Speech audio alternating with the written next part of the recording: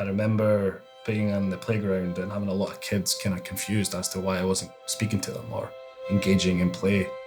And on the outside, it might seem like I was shy or being rude, but in reality, it's because I couldn't actually talk to them. I had what was called speech difficulties and language challenges to my language. And what that really means is that I couldn't describe what was happening in the room.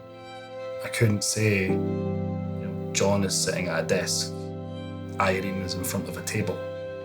I couldn't do any of that.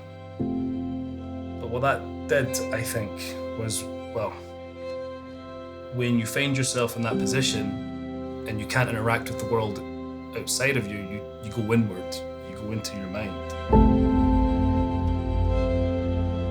What it did for me was I started to build this crazy imagination where I can create these worlds and characters and textures and stuff and kind of live them. And what I realized now, way back then, was that skill in itself was going to serve me to become the filmmaker that I am today. Colour to me is extremely important, so these places that are monochromatic or they're popping like almost like candy at you, right down to the point where the textures, the grain structure, you can even, dare I say, even smell the places. And to be honest with you, I'm really grateful for that traumatizing childhood. I think what's kind of crazy about the ProArt PA32UCX is all the tech that comes packed with. You see, it empowers indie filmmakers like myself with the tools to operate at a top level. Technology like this usually comes in about over 10 grand, and for me, that's exclusive to post houses. It's genuinely a pipe dream for me to afford something like this. But to be able to have a full 10-bit color accurate HDR monitor in the comfort of my own home, it's quite a liberating thing.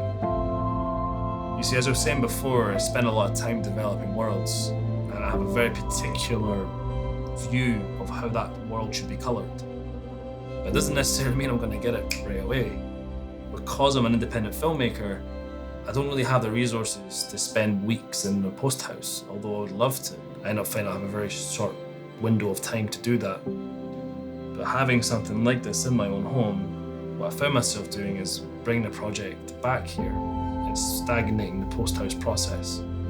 That allows me to sit here, open up Resolve at any time or when inspiration strikes, and play around with the project and try things out. And what that's done for me in my process is allowed me to add that extra layer of perfectionism where I couldn't have it. And I think something like that can't be understated.